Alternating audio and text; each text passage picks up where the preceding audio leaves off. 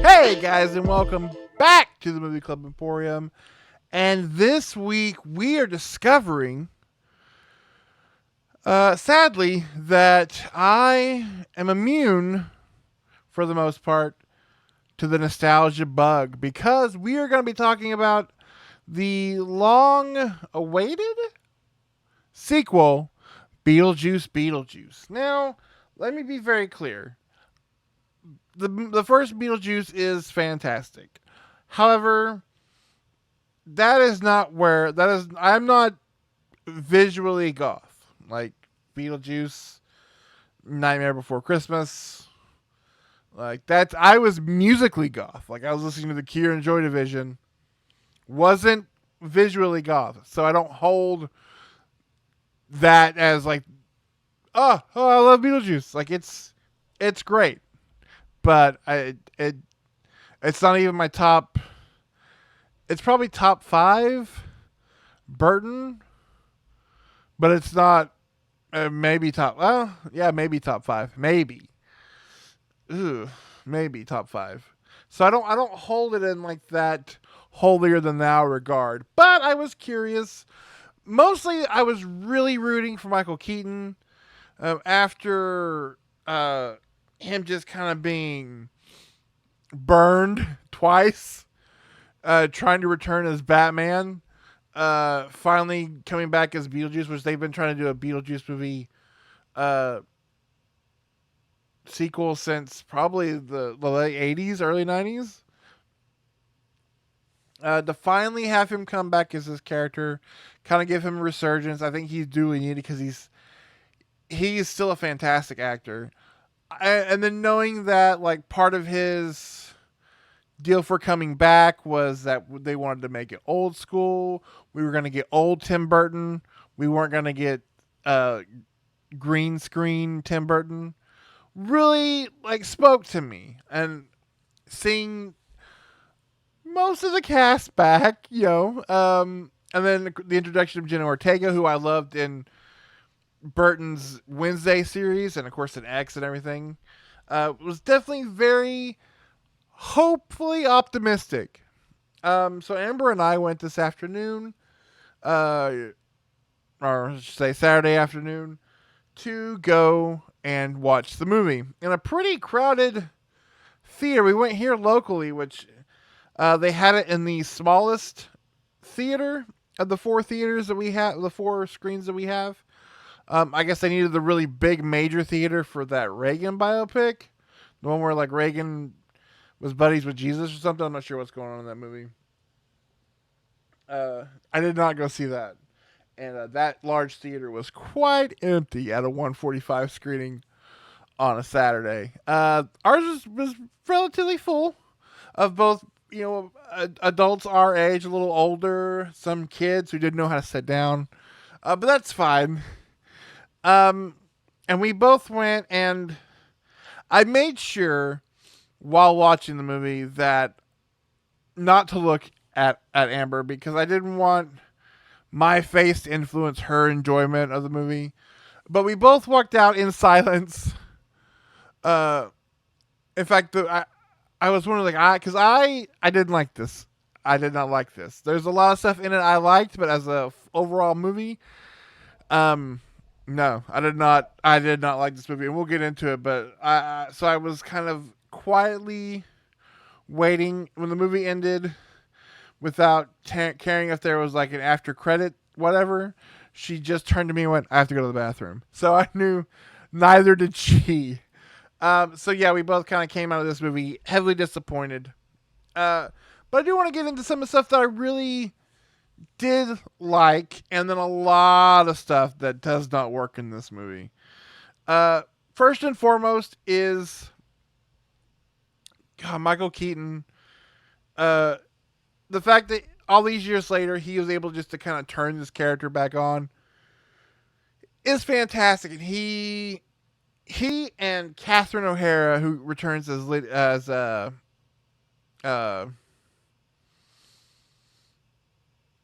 the stepmother. I cannot remember her name just now. I want to say Lydia, but that's no. We'll get to Lydia. Um, they are both the best parts of this movie. Of course, Catherine O'Hara. Is this is like a.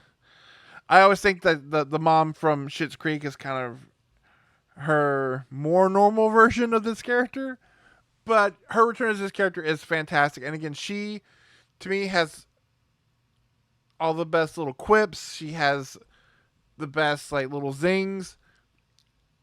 She is fantastic, and Michael Keaton. They are both equally like is moving this table all around.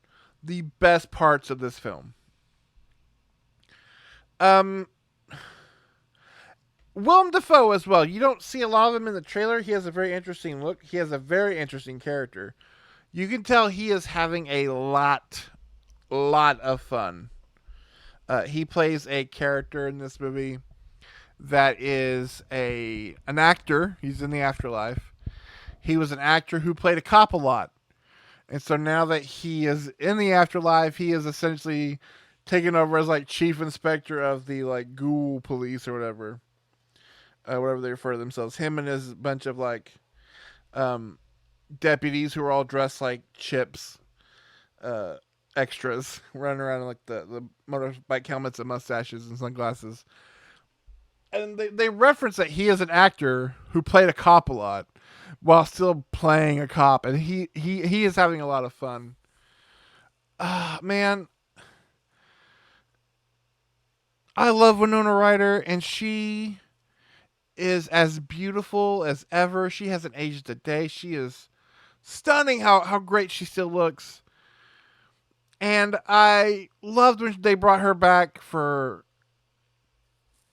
Stranger Things. It was kind of like the shot in the arm her career needed because she'd been gone for so long. And man, they just kind of turned Lydia Dietz into Joyce Byers. Like she just wanders around, kind of hapless through this movie, uh, looking for her kid. And I was like, no, like Lydia, like the original movie, she's the smartest of everybody, and she kind of turned that into her career with Heathers and stuff like that. Her young career, and in this movie, she's hapless. She's dumb, and she is she. They essentially turned her into her. She's like the dumb mom who doesn't get it. And then Jenna Ortega, who I love. I loved her in X. I think she was perfect casting for Wednesday Addams. She's the highlight of that show, which was actually really good. Um, Scream, I think she's fantastic. I I just don't want to see her. And I don't know necessarily she's being typecast in kind of the same kind of roles as like say an '80s Winona Ryder, which is kind of a mouthy, plucky teen. Um, but my problem is like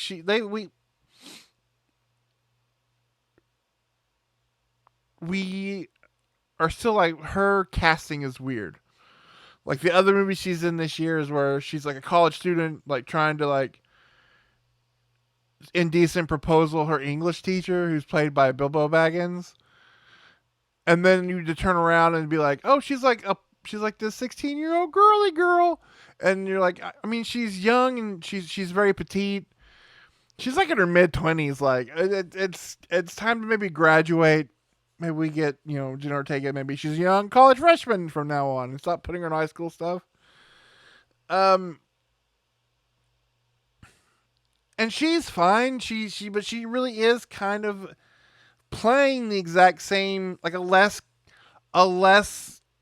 gothy Winona Ryder from the original. And I'll say this again, something positive. We're gonna make this a sandwich. What do they call the one you do in corporate jargon? Compliment sandwich. Danny Elfman's score is absolutely fantastic. The practical effects are a highlight of this movie, and seeing all the practical effects on the big screen almost makes it worth the price of admission. It also makes you go, why can't we do more practical effects movies? Because this looks great, even on a big screen in today's age. This looks fantastic. Um, this this movie suffers from a lot of things. One of which is being, you cannot convince me this movie wasn't written 10 years ago. Because they keep saying it's been 30 years. It's been 30 years, 30 years, 30 years. 1984 was 40 years ago, guys. Like, I mean, I've never been the best at math, but like I feel it, and some of the jokes feel very 2014. And then this, for a movie like Beetlejuice, which is so simple, with all of its weirdness, at its heart is a very simple movie. This movie is so stupidly complicated. You essentially have three villains. One is supposed to be a surprise. Uh, One is like you, man, Justin Theroux. I just think about him in Mulholland Drive, and he's so great in that. And then like you just see him as he's weird. He's so weird in this. Like they want him to be Otho so bad, but he's not. And then like they're honestly, he should have been. He could have been the villain of this movie, but he's not. And then you have Monica Bellucci, who she's like in her 60s and she is still like drop dead gorgeous. And you're like, why? She plays this character that they kind of set up in the first, like backwards set up in the first Beetlejuice movie, and they bring her in. She has these big moments where you're like, she's gonna be the big bad villain, and then she just like a fart in the wind disappears from this movie until the end. Like that whole storyline is just dropped, and I'm like, why? Why is she in? Oh, because she's the latest like goth queen who is involved with Tim Burton in a long line of like, how did he get her? Like she's the latest, so like you think she's gonna be a major part in this movie, but again, like she just vanishes, ghosts, if you will, from this movie.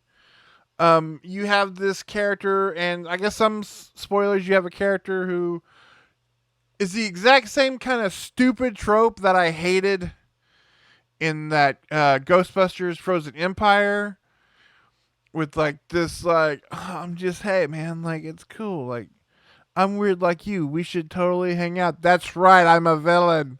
Like it almost plays out exactly like, if you've seen season 1 of Wednesday, then you know you can easily see where the Jenna Ortega storyline in this movie is going, and you're kind of like you're copying yourself, Tim Burton.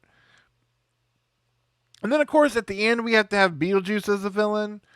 And I remember last week when I talked about Alien Romulus, and that movie has been getting so much hate online because of the whole, callbacks and the stuff that's just unnecessarily a callback to the franchise. And I pointed it out when Andy in that movie says, "Get away from her, you bitch." I rolled my eyes in the theater. They almost rolled out of the theater at that line. But for this movie to do another like Daylight Come and Me Wanna Go Home to a different song, but we do the whole song, and it's like a long, there's like 4 verses in this song. I'm not gonna sing it. It's a song about a birthday cake melting or a wedding cake melting in the rain. Um, and the only reason I know the song is because of the Weird Al parody. It's about Jurassic Park. So since Alapalooza, I've been singing the Jurassic Park lyrics to that song. But it's the exact same shot, man. And then you have you have the sandworms, and you have the waiting room, and it's still like the pick a number. Um it This movie's so frustrating, man.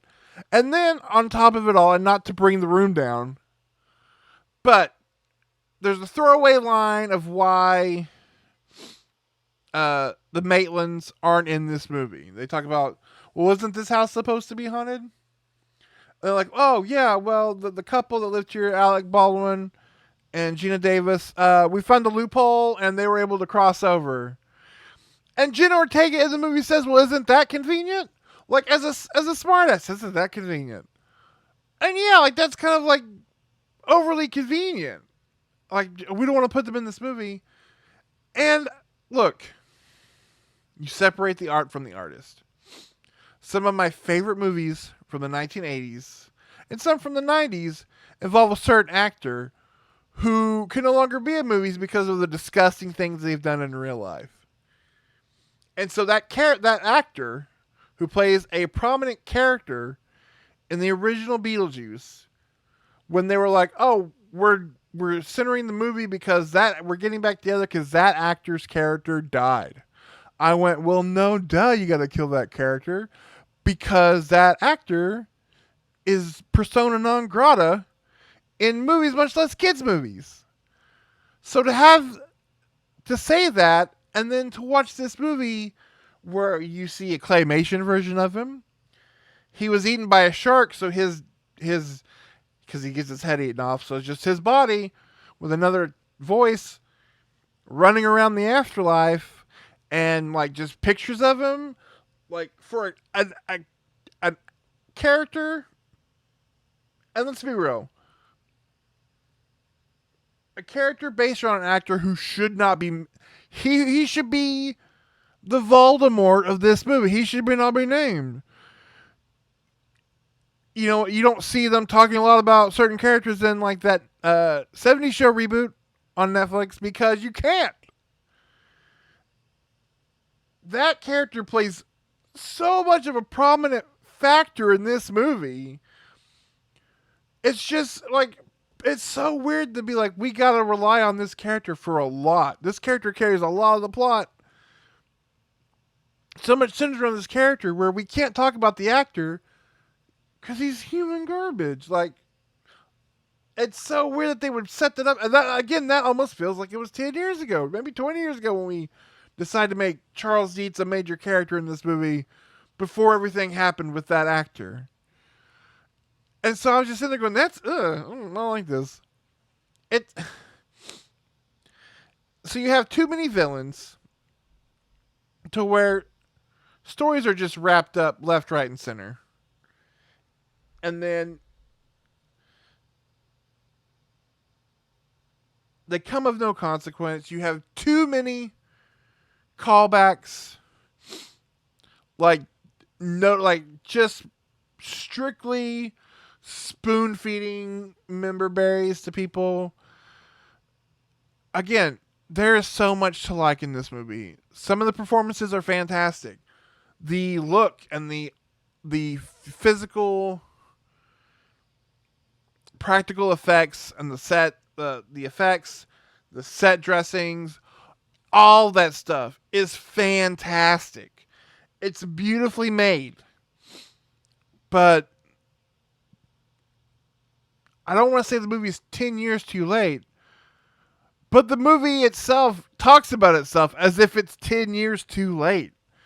So, man, we were just severely, severely frustrated and disappointed with Beetlejuice. I was really, really upset by how much I disliked most of it. So that's my thoughts on Beetlejuice. What did you guys think about it? Let me know in the comments below.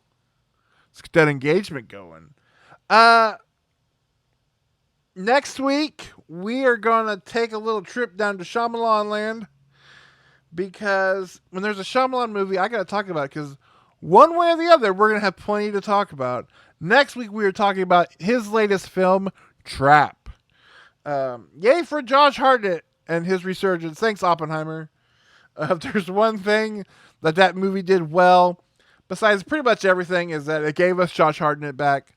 So let's see how he does in the latest M. Night Shyamalan joint. Until then, and then don't forget, at the end of this month on our Twitch channel, uh, if you want to know all of my thoughts of not only the franchise so far, but the newest and latest entry in everything that is The Crow, you are not going to want to miss our monthly live stream this month on Twitch. Nick and I are discussing the entire franchise. Like I said, comic books, soundtracks, those weird, awful Sega video games, every movie, the original four, plus our full breakdown and review of the 2024 Bill Skarsgård The Crow.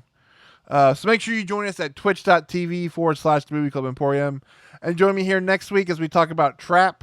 And we look forward to October. We'll get into that later. Until then, I will see you guys next time. Bye.